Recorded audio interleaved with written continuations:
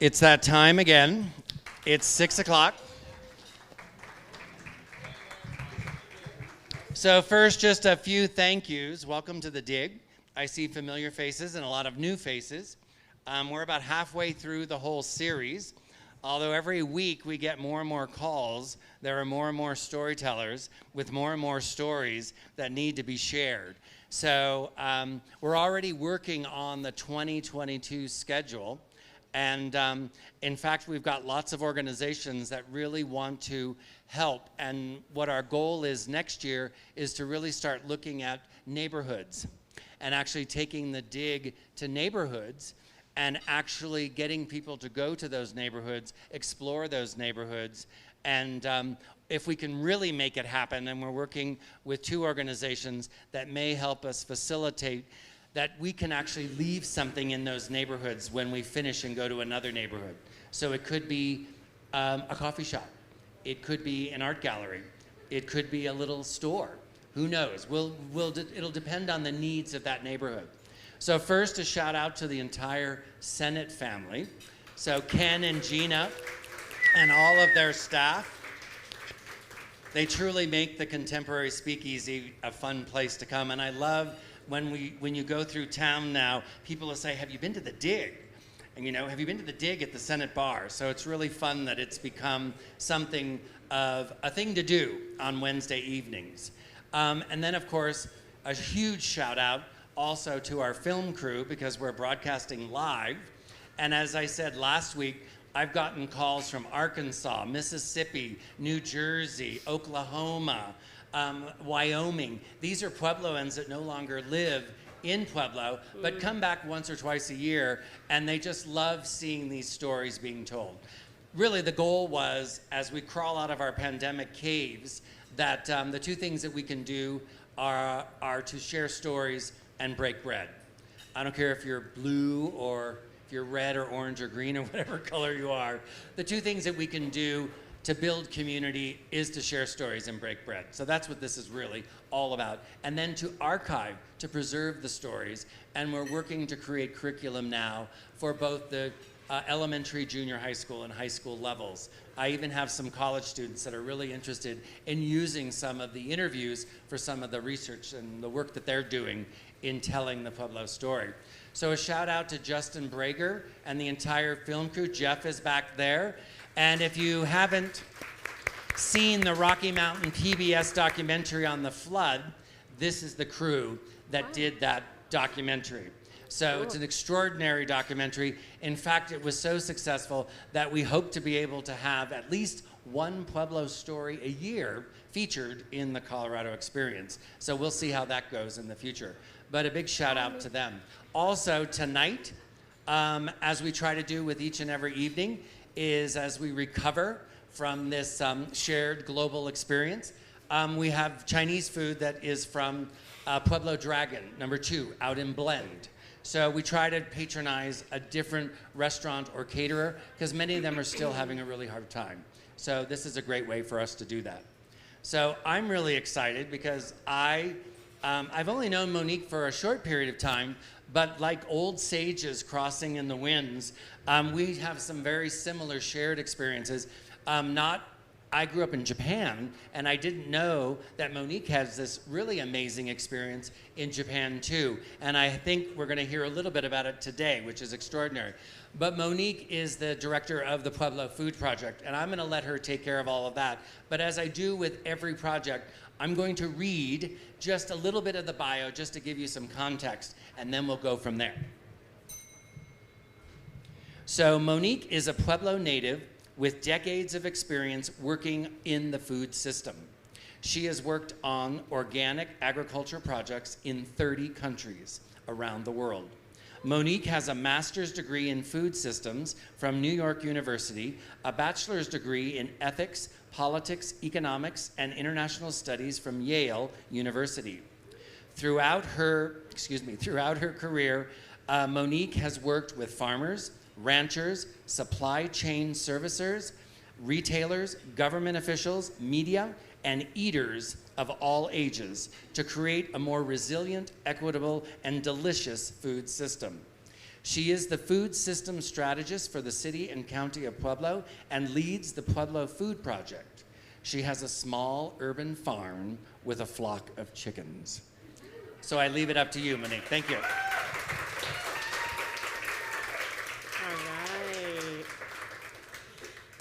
Okay, good evening, everybody. My name is Monique. A lot of people call me Mo. You go ahead and pick what you like.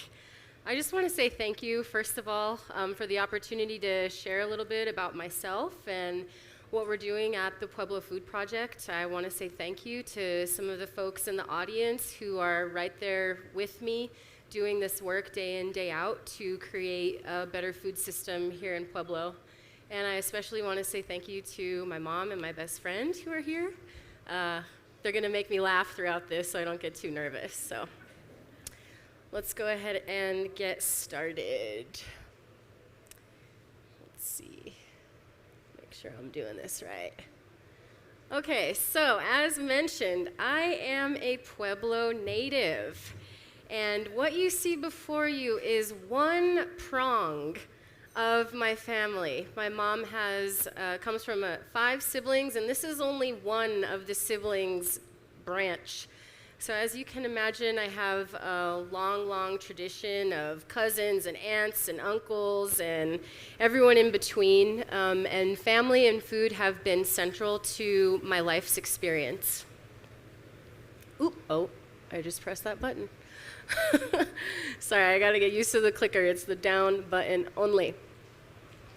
So this is little Mo, ready to rouse it up. I am adopted, and there are 3 different origin stories that I grew up with. The one that my beautiful mother told me, the one that the adoption agency told me, and the one that 23andMe told me. But we will save that for another day. That's more for the dang, not the dig. We'll let that one ride. If there's time at the end, you can ask me about it. But needless to say, they are all very, very different. I was, I don't know, how do you say, a kid that was definitely on the nerdier side of life. And also always in the kitchen. A big part of my upbringing was being surrounded by women who held a lot of weight and responsibility for our family, be it taking care of kids, taking care of elders, keeping things afloat, managing family crises, all while doing it with strength and poise and making sure that every day, no matter what the situation was, no matter what was in the bank account or otherwise, we had something to eat and a reason to gather around a table. The woman you see here is my cousin Mona. She's a huge inspiration to me. Of that big family tree that I talked about, she was the first person in my extended family to go to college. She was salutatorian at Central High School, and I looked up to her. I grew up right next to her next door. And this woman really kind of inspired me to dream big. She let me know that, yeah, family's here, we're always going to be here, but there's a whole world out there, and if you work hard, you know, you can kind of make something of yourself. She's the one who took me to all of the Ivy League universities when I was a junior in high school. She said, you have what it takes, and let's expose you, and it's because of her that I kind of, quote unquote, flew the coop. There is a woman in my life, and the pictures are a little bit out of order. This is a slide from high school. Again, total nerd alert. I was a secretary of the press club. On this photo now, you know, not everyone in that photo is still alive. So we need to keep in mind that Pueblo has lots of opportunities, but we still have a lot of challenges. And as a young woman growing up in Pueblo, Colorado, I was dealt my full share. I started working by the time I was 14 years old. I held a job all throughout high school. I paid my way through college. I paid my way through grad school. Those are just sort of the realities that I was faced with, and a lot of my friends took a different route. You know, we still have one of the highest teen pregnancy rates in the state. We still have one of the highest dropout rates in the state. So me sort of coming from where I came from, it was a a unique and different path, which is why I'm so grateful to my cousin to show me a different way. But really, this is the photo that I thought was coming up here. You see my mom, who's also in the audience. She's rolling eyes now. She's not too happy about it. But you see this woman next to me, and that is my grandmother, Mary Santos. So we're going to take a little detour, and I'm going to talk to you a little bit about my grandmother. My grandmother left Mexico with a third grade education. She left with her little brother and her mother and father from Lagos Morenos, Jalisco, Mexico. And they journeyed to Pueblo, Colorado, much of the way by foot. When she arrived here in Pueblo, there were some obvious challenges that she faced. No language, no English language, all of the challenges of racism that persisted at that time, all of the challenges that someone showing up with literally the clothes on their back faced. So my grandmother's story has always inspired me and given me hope and really a lot of fearlessness in terms of facing the day. She made herself into something. She started doing all kinds of odds and end jobs. She was a lace maker. This is her wedding photo there. She made lace. Eventually, she and my aunt, who is really my mom is an excellent cook. My grandmother is an excellent cook. My Aunt Patsy could feed an army. And so my grandmother and my Aunt Patsy had an underground tortilla business, actually. And they were selling tortillas out of my grandmother's house, the old school way, grinding and making the masa and turning it up hot and selling them out the front door. They became so popular, they became so busy that my grandmother had to fake a letter from the health department. And the letter from the health department that she faked went something like this: "You are forbidden to sell tortillas from this door. It is illegal for you to sell these tortillas." And people would come and say, "Mary, we need these tortillas. Mary, the tortillas." And she would say, "No, I can't. The health department shut us down."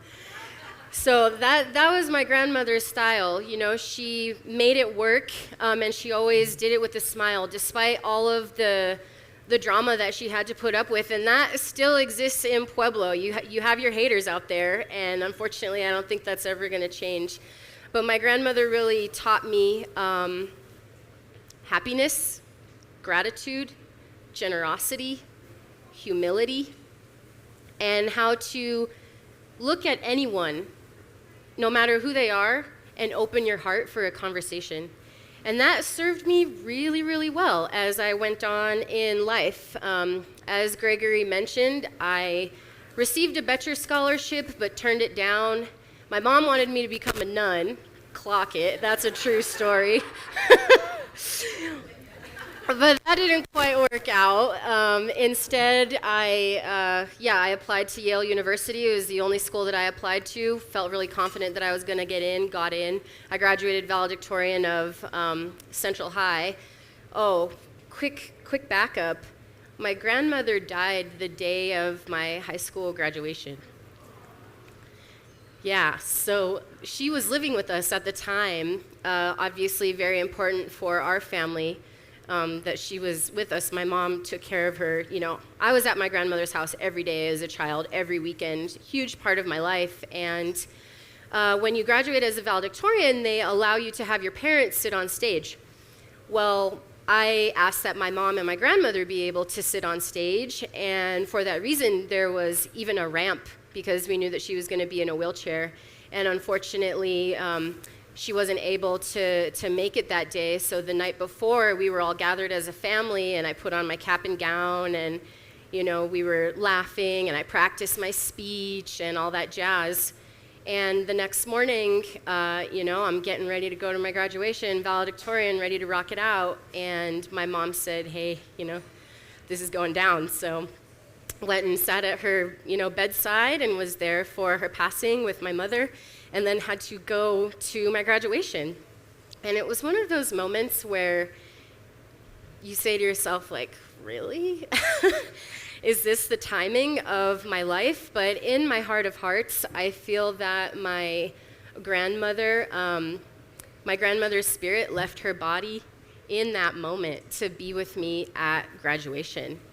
We're talking one generation from leaving her country having nothing, third grade education, to all of the amazing things that I was about to experience as a young woman with everything that she had taught me. So here you see me sitting at the Burj Al Arab, the only 7-star hotel in the world, in Dubai. I work hard, play hard, found a job that allowed me to travel the world, and really dedicated myself to food and food systems. I rendezvoused with the tech sector. My first job out of college was working at Google, and came back, did some virtualization software stuff, and made a bunch of folks a lot of money, but ultimately what it came down to was, where does my heart sing? And that was food, because of all the things that I've shared and what I've taught. Here I'm getting ready to do a press conference at the embassy in Vienna. Lots of opportunities to really stand up and meet people of all different ways, shapes, and forms to talk about what do we want out of our food system and why is it so important. We're going to talk about that in a minute. Here I'm in a story for essentially the Korean version of Vogue. And it's funny because people are, where are you from? Where are you from? And I say, Pueblo, Colorado. And they're like, where? We're putting Pueblo on the map. It's possible. I'm very excited to represent, always represent. I say I'm from Puebloco. This is a highlight of my international career. Some of you might recognize this face. This is Vandana Shiva, a preeminent thought leader in the good food movement, responsible for the Green Revolution in India, a teacher of millions. And I had an opportunity to take audience with her and just have a conversation about how do I become someone more like you? And her advice to me in that conversation was, be you. So I'm like, okay, I think I can do that. I think I can try that. Sometimes it's a little harder than it sounds, but that was the advice that she gave. So throughout my travels and my career, I came to realize that I was making decisions on behalf of farmers, but I myself had never really been a farmer. I had time with my grandmother picking tomatoes and jalapeno in the fields, filling our buckets for what you see here, and I'm going to talk about that in a minute, but I had never really been responsible for land. I'd never been that steward. And I decided that, if I was going to talk the talk, I really needed to walk the walk. So I quit my super fancy international whirlwind job in Washington, D.C., and I did something called the Adult Learn to Farm program at the farm school, which is a 1-year immersion on a 400-acre integrated organic farm. We did it all of the animals for meat and for dairy and for eggs, all of the vegetables you can imagine, orchards, the whole shebang. We heated our home with wood that we fell is when you take down a tree, fell and cut and stacked, and it was a pretty significant experience for someone in her early 30s who'd just, been living the life. But it was through this opportunity that I was able to be who I am, right? Because I knew inside that there was a virtue that was just a little bit misaligned, and sometimes you gotta learn by doing. So it was an amazing experience, and this is where I was in Massachusetts before I came back to Pueblo. So how did I end up back here? Let me tell you, it was never in the cards. That was not my plan. This is my mom again, and I'm sure she's cringing, and that's my little brother. So I have a little brother. He is 6 years younger than I, and in September 2019, got one of the hardest phone calls of my life. He was in the ICU, not sure if he was gonna make it.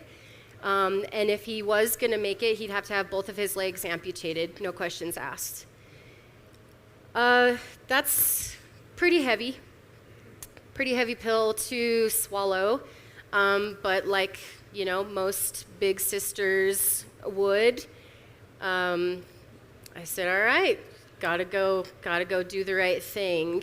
And I was there with him in the ICU in the hospital for at least 6 weeks, sleeping on the floor, talking to the nurses, being nice to the doctors, because my brother has an attitude. And if there's one thing I know from medical health professionals, sugar is sugar and vinegar is vinegar, so you might as well be nice. So I was there to kind of play buffer and do what I could to make sure that he got the best care needed, knowing that he was going through a really tough time as a young individual. So that's what brought me back to Pueblo. And it was just really fortuitous timing that the Pueblo Food Project needed somebody as well. I was resentful in coming back here.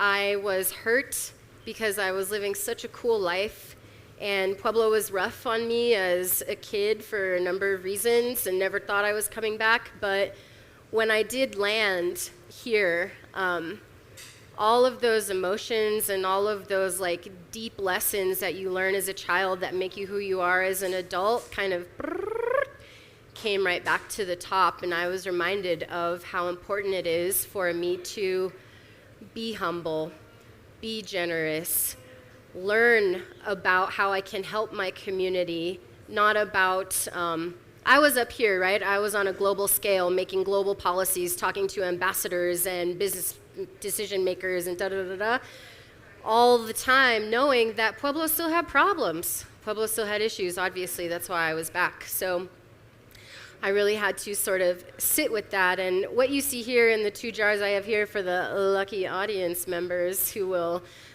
take these home is a many generation tradition from my grandmother's line, Mexico and onward. 3 simple ingredients: jalapeno, tomato, salt. So when people here are like, oh, green chili, I'm like, cute. Go ahead and keep it. This, to me, is green chili. This is my food tradition. This is my food pathway. This is my taste memory. Everything that I've learned as a woman in the kitchen is encapsulated in this jar. And every time I take a bite of this, I'm reminded of all of those lessons and all of the reasons why I dedicate my life to a better food system. Someone will get to take one of these home. But now let's talk about the Pueblo Food Project, why we're all here. So this is our logo, and it's not Arizona. It's not Arizona. This is the shape of Pueblo County. So let's do a little bit of schooling before we get started. We got the shape of Pueblo County here, and then you see these rolls here. That is hay, because the #1 agricultural product out of Pueblo County is hay. We have the water, which of course is central to our life, is water and super important. We have our soil here. You'll hear the Pueblo Food Project say a lot, sun, soil, water. And then this little basket in the front. So obviously we have our Pueblo green chili, a classic. Why do we have this pumpkin? Because the #1 vegetable crop that we grow in Pueblo County, despite popular belief, is not the Pueblo green chili, it is the pumpkin. Yeah. So giving you some layers here, we also chose sage as the color, not only because it's representative of our landscapes, but representative of the traditional medicine and earthways that have been in this land long before us, which we try and acknowledge throughout our work at the Pueblo Food Project. And I am going to hand this off to Megan, who is second in command at PFP and someone that I'm so grateful for. And she's just going to click through. Now these are just a bunch of pictures, no real order, just so you can get a sense of some of the things that we're up to at the Pueblo Food Project. And I'm going to check my time here. All right. So, anyone who eats can be a member of the Pueblo Food Project.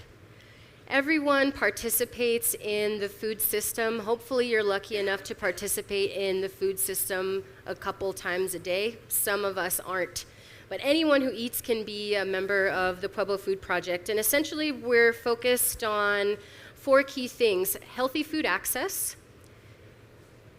local food systems, so really kind of creating that movement here in Pueblo, using our engagement and our community development for influence to bring others into the conversation, to educate where we can, and then most importantly, ongoing education about food and nutrition and creating that sustainable future for us right here in Pueblo. We have over 100 coalition members, 5 working groups, 2 task forces, and a youth council, which are rocking and rolling. We have some members from the Pueblo Food Project right here in the audience. As I mentioned before, this is a day in, day out effort. We do this work from our hearts every single time. And it's a lot of work, it's a lot of work. So why do we care? Why do we care about food? Well, for me personally, food connects me to myself. I'm having a conversation with my body every time that I eat. Food connects me with the community around me. There are thousands of people who go into putting food on that plate, most of whom you will never see, most of whom you probably don't even think about, but there are thousands and thousands, and we put so much trust into this system, so it connects us not only to ourselves, but to each other. And finally, and just as importantly, it connects us to our Mother Earth. It connects us to our planet. So for me, these are why I sort of center on food. Pueblo is extremely unique. We have a very special circumstance to be 15 minutes away from abundant farmland, some of the most productive farmland in all of Colorado, and yet only a handful of folks make the trip to the farm. Certainly some folks can't, and we got to talk about our bus system, but that's a different dig. Again, that's a dang, not a dig. We got to work that one out. But for those who can, even still, not a lot of people check it out. So just a couple of stats. We have 839 family farms in Pueblo County. 839. My guess is if you had to, you could name 5 or 6. A couple probably stand out right away. But we have 839. At the same time, Pueblo County has a food insecurity rate of 19.1%. That means nearly 1 in 5 people in Pueblo County are food insecure, go hungry on a daily basis. That is the highest in the state on a county-by-county basis, and in fact, the state average is 1 out of 10. So there's just a little context for you. On top of that, as if that weren't enough to get people to raise an eyebrow about what's going on here in terms of our food system, let's talk about diet-related disease, specifically obesity. Pueblo County has the highest adult obesity rate in the state, coming in at 31%. What's worse, we have the highest youth obesity rate in the state, almost by 3 to 1. So we got some issues, right? We got some issues here. The Pueblo Food Project was founded in spring 2019 when Senator Bennett and Walter Robb, who's familiar with the name Walter Robb? Walter Robb is the founder of Whole Foods. So what the heck is he doing in Pueblo, right? He came with Senator Bennett to come check out our farmland, and he said, wow, you have these abundant, amazing, beautiful farms right here, and yet your food movement, your local food movement, the story around local food in Pueblo kind of only focuses on this one thing, the Pueblo chili. And wow, it seems like there's some really big opportunities here. Maybe there's a conversation to be had. Well, that kind of created a group of stakeholders who picked up this conversation, and that evolved, and now we have what we're working on as a community coalition, the Pueblo Food Project. That particular conversation started first with, well, what is a food system? It's an easy term to throw around, but what does it mean? And how do you localize a food system? And then once it's localized, how do you make it equitable? How does everybody get involved? And these are essentially the things that we are working on here in Pueblo. So you might be asking yourself, hey, those numbers, what's up with those numbers? Like, it's kind of a big deal that 1 in 5 people in Pueblo go hungry. And there are all kinds of reasons that we can assign to that. One phrase that I'd like to throw out for folks, and something that we talk about at the Pueblo Food Project, is social determinants of health. Despite us being a harmonious community, Pueblo proud, there are members of our community who simply do not have the same opportunities that other members of our community have, and those are determined by their social circumstance. And that is something that we need to think through. So what we're trying to do is sort of manage all of these conversations at the same time, which can get really tricky. We are primarily grant funded. We've received $549,000 in grant funds in the last year and a half, all grants that we as a community have authored. 95% of the money coming from outside of Pueblo to our community for an organization that's less than 2 years old. That's pretty darn good. But we focus on 4 things. The first is long-term systems change. How do we take where we are now and evolve it so that these problems no longer exist? The next thing that we talk about is direct services. How are we responding immediately to people in our community that need food? And that becomes very tricky for a number of reasons. We could talk about that in a minute. The next thing that we focus on, and it was kind of just as the situation allowed, we manage our county's COVID-19 hunger relief response. So the Pueblo Food Project coordinates organizations across the county in terms of how we're responding and coordinating resources in the face of the pandemic. One of our biggest wins coming out of that was the online pantry, and I'll talk about that again in a minute. And then the last thing that we focus on, and this one might be the most important, is coalition membership development. Every member of the Pueblo Food Project is a food systems advocate, no matter where they are in their spectrum of confidence to represent their voice and represent the things that they want for our food system. We are working to create food systems leaders. We are looking to build confidence, not only to share our stories, share our perspective, but also bring in new skills. Some of those skills, as I mentioned, focus on food justice. You can't talk about food justice unless you talk about racial justice. You can't talk about racial justice unless you talk about racism. You can't talk about racism unless you're able to recognize the systemic oppressions that exist within your community. You can't recognize the systemic oppressions that exist in your community unless you're willing to recognize your own implicit biases.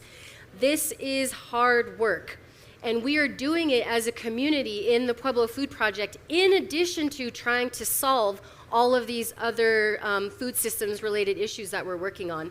So not only are we looking at solving short-term problems, we're taking it to the long term as well. We're changing the way we are as thought leaders.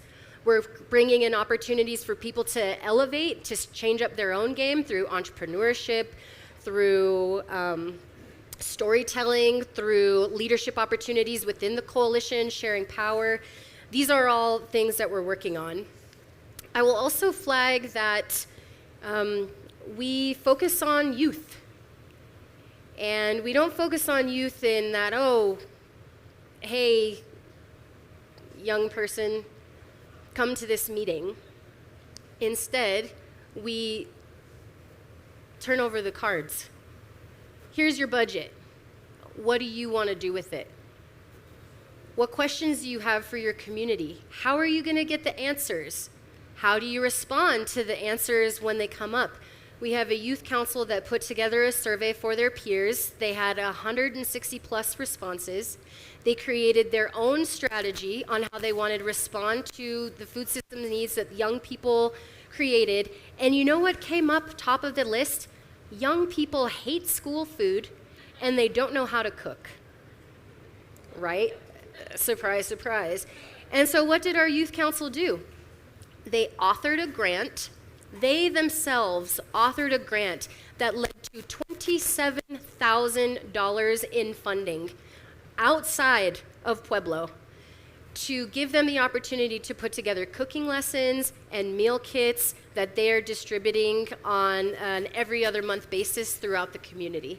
They also put together a vision of how they want to represent themselves, and they're painting a mural on the levee. So there's lots of ways to talk about food. It's not just always about hunger relief, right? You see some pictures behind me of an art show that we did where we talked about food and art and what that conversation is like. So we empower our young people to be the leaders. We don't tell them what to think. We don't tell them what to do. I let them say to me, Monique, this is what we need. And I say, all right, let's figure it out together. And so that's something that we're also really proud of. Some of the big wins in the Pueblo Food Project so far are edible landscapes. We've taken city spaces and normally planted in decoratives, and we've turned them into edible gardens. Our first season, we had 3 locations. Now we have 4. We have more than double the square footage that we had. And this is just doing something different, but now people can eat off those gardens. And what we're finding is that not only are people eating off the gardens, community members are getting involved in gardening when they weren't before, and those spaces are being beautified. Trash is less, especially in some of the locations where our household population congregates. We're seeing less needles, less broken glass, things of that nature. So that's a big win. We received an Environmental Justice Grant Award from the EPA to help folks in the Superfund site learn how to garden, something that wasn't possible in this community before because they were dealing with contaminated soils. We have 10 households that are gardening for the first time. Really excited that they've taken to it, and we have budget for 10 more. So next season we'll double the program size. We took over 7th grade science at Roncalli Middle School.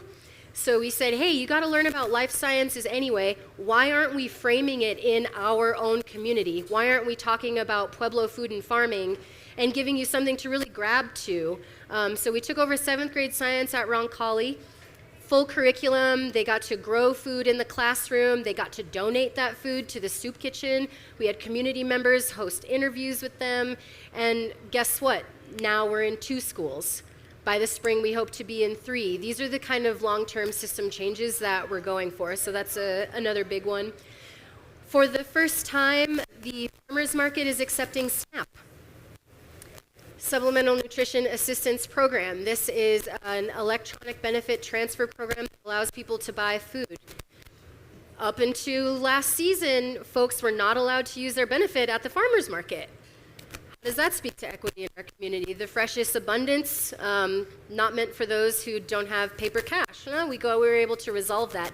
Now, not only do we take SNAP at the farmers market, folks participating in WIC can use their benefits at the farmers market, and there's an opportunity to double up. So not only can you use your benefit, you can get double the amount of fresh vegetables. That speaks to our strategic priority of increasing healthy food access in the community. Another something that we're super excited about, as I mentioned, is our online pantry. So in the face of the pandemic, who went to the grocery store and was kind of alarmed that things were falling off the shelf? Did anyone have that experience? How about meats in particular, proteins? Some of the stores even put in rations, right? Well, guess what? Cattle is a huge source here, as well as great sausage made by a very famous family, the Gaglianos. We have beans that are produced right here, Pueblo green chili. We have jam. We have all of these really delicious products that oftentimes are never introduced to the hunger relief system. So what did we do? We went out, we found grant funds, and we said we are committing these dollars to local food businesses here in Pueblo.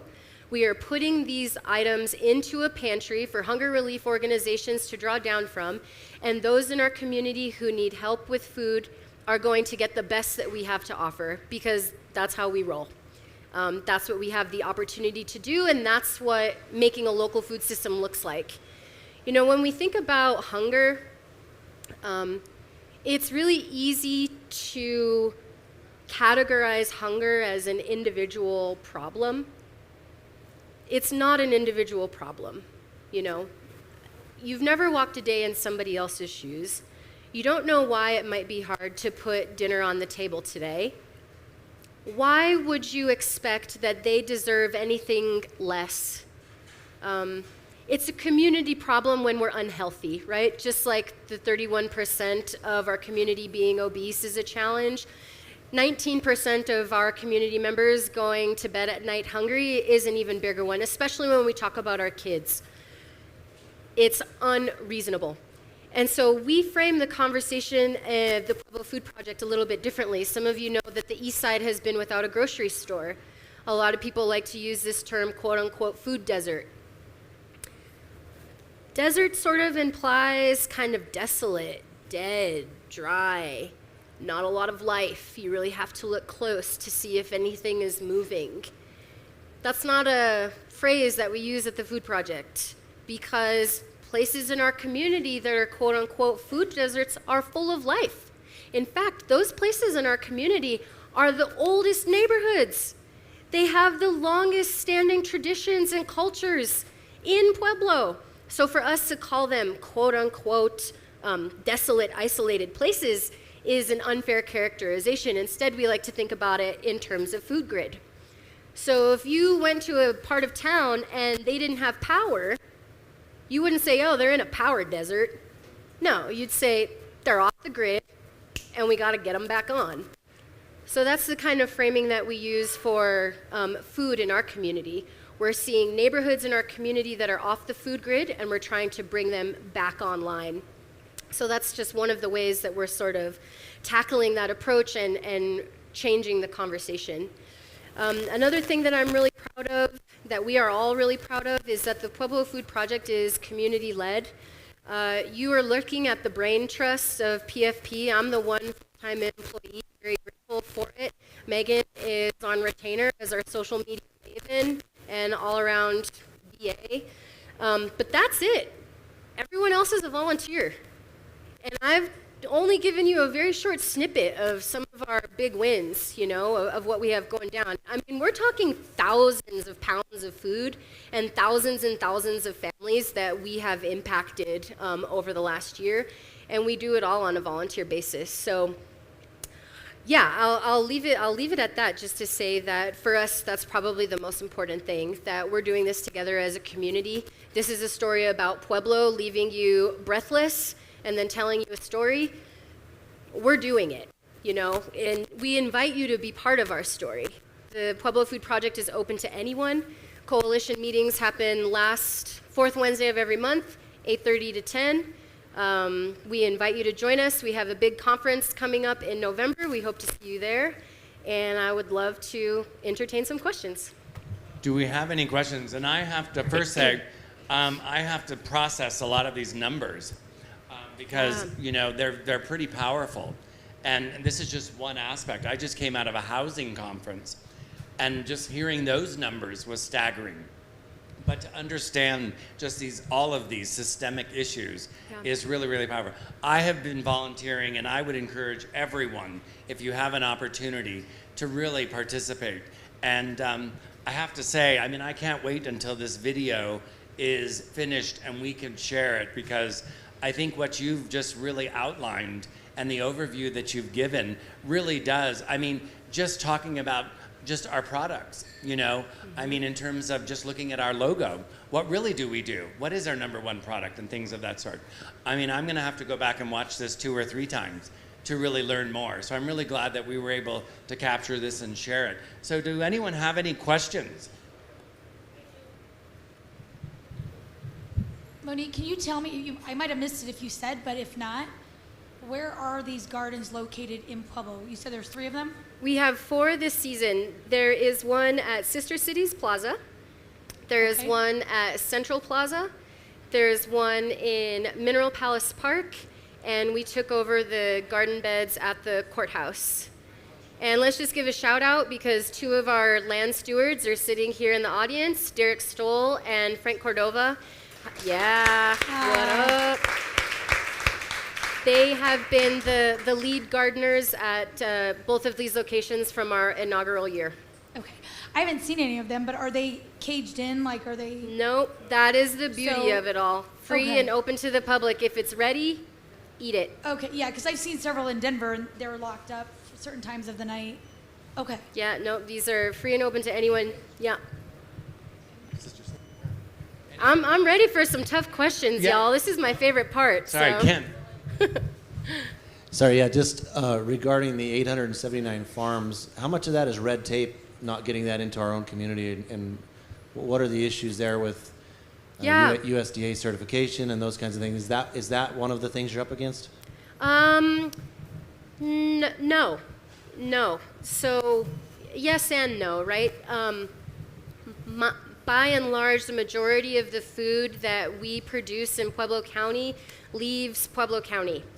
And the reason for that is, there are a couple of reasons for that. One, the local supply chain is not developed. So you're a bar restaurant owner.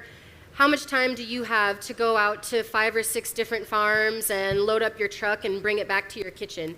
Compared to, big distributor, check, here's my list of 20 items, and they show up at your door, and that's that. So part of it is creating the local supply chain that really supports the farmer who is working hard being a farmer and supports the restaurant owner or the institutional buyer to make it easy.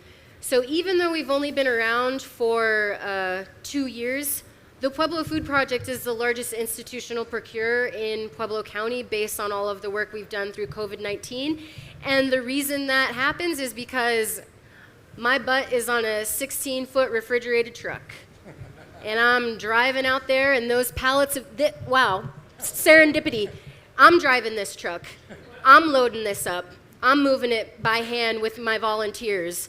We're committed that way, but not everyone has the opportunity to do that. So one of the conversations that we're having, specifically as a strategic goal, is, Psst, Pedco, is there a way for us to use some of our economic development dollars to support economic development locally? Does it all have to be export oriented? And can we kind of change that conversation to make your life easier as a restaurant owner and to make, the farmer's life easier as farmers? So we got to figure out that middle piece. Question.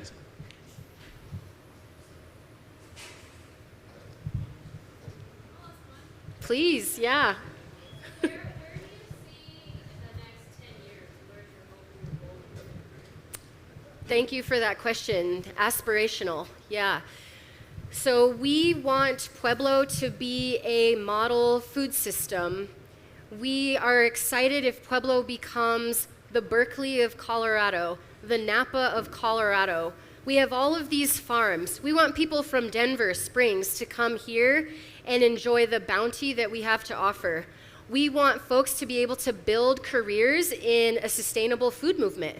We want young people to have an idea, take their love, and turn it into a livelihood.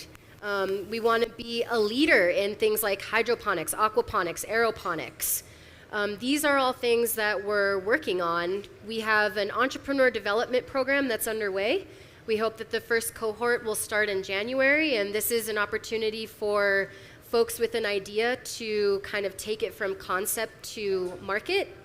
We have a pitch competition in November. You heard me mention the name before, but Walter Robb, Whole Foods, will be a judge on that panel. We have the lead buyer for Whole Foods Rocky Mountain region, a judge on that panel. We have Mark Retzloff, founder of Flock Regenerative, a venture capital firm, on that panel. So we're bringing people in to say, we got it like that, we are a community of abundance. That is what I hope our future looks like. That is the attitude that we try and instill at the Pueblo Food Project. We celebrate our successes, we learn from our mistakes, we share in the delight and the joy of doing good. So I'm hoping that attitude shift and that heart-centered leadership is what permeates, and people come to Pueblo for more than just the green chili. For some of those family, the 879 family farms that you mentioned. Yep. Are some of those going to be like corn or something more industrial that wouldn't maybe end up, or would be better off suited off? And if so, would it be better to have some sort of local processing type plant? Is that something that Pedco should be looking at? 100 years ago, Pueblo County had the largest sugar beet processing plant in the world.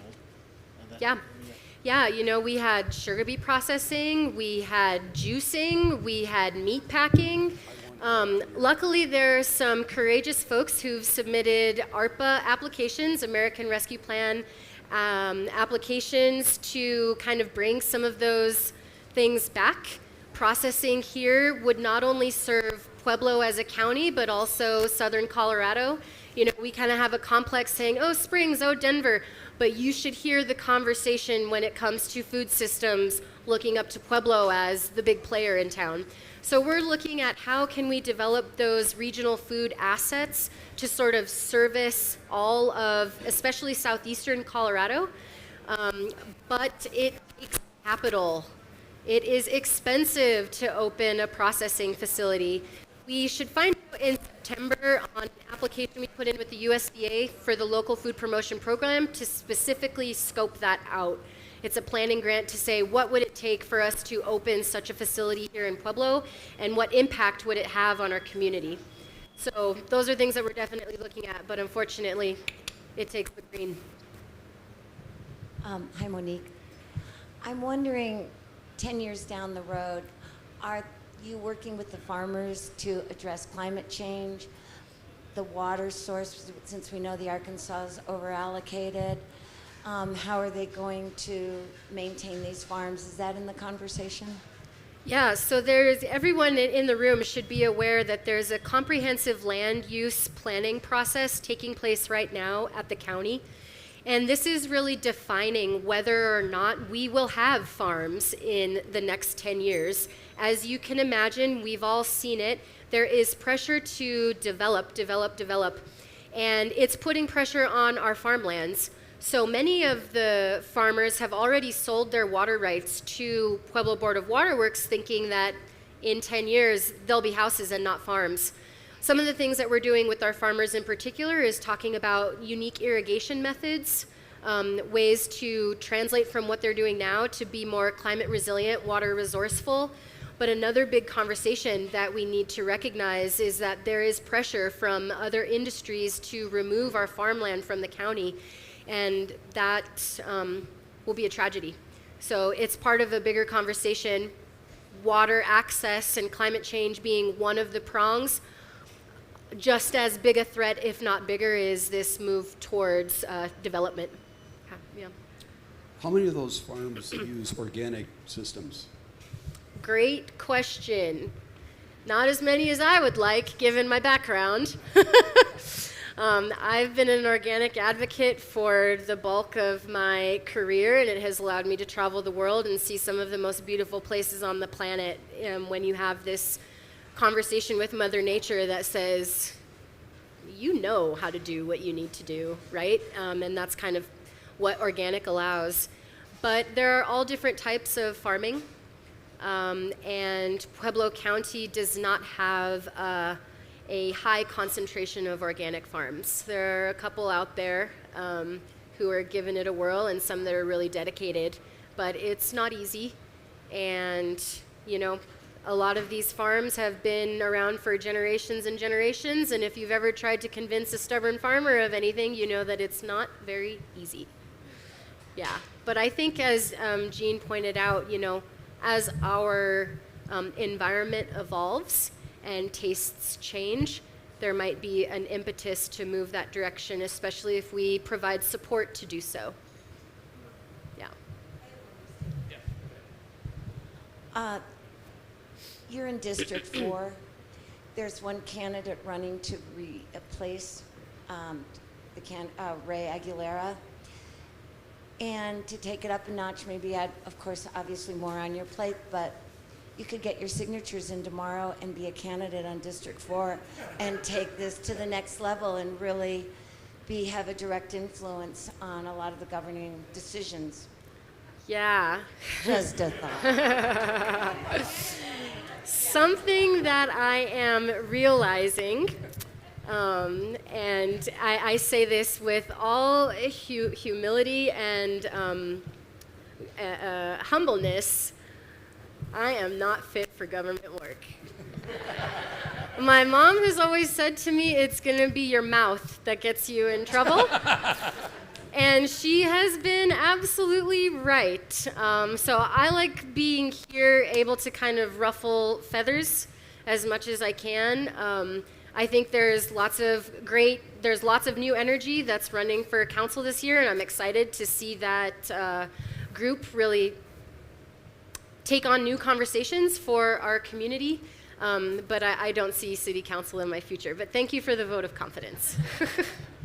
I think what Monique has done and the team over the last few years is extraordinary. So I think you're much better as a disruptor in what you're doing right now. So is there any other questions? I'm just amazed at this information, and it's right here. And we're just so fortunate to have Monique Marez leading this project. And if you didn't learn something today, watch the video again, because I'm just blown away at the numbers, and then also just some of the preconceived, notions and misconceptions that we have about what this community is really built on. And so it's nice to have that clarity. And again, I encourage everyone, if you haven't volunteered yet, because it is a volunteer organization, do so. And I know registrations are open for the summit that we're having later in November, which is really exciting. So that's available now. So if there are no more questions, I know Monique will be around afterwards. And also, if you haven't eaten anything yet, there's plenty to enjoy. But I want to thank everyone for coming to the gig, and we'll see you next week. Next week, we have an interesting presentation with Matt Reffick. And he's going to be doing building community through art, but really he's going to be dialing in on language and words and linguistic and tying that into art. So that's going to be a really interesting mixture of presentation, performance art. That's what he does best. So again, thanks everyone for coming to the dig tonight. Thank you.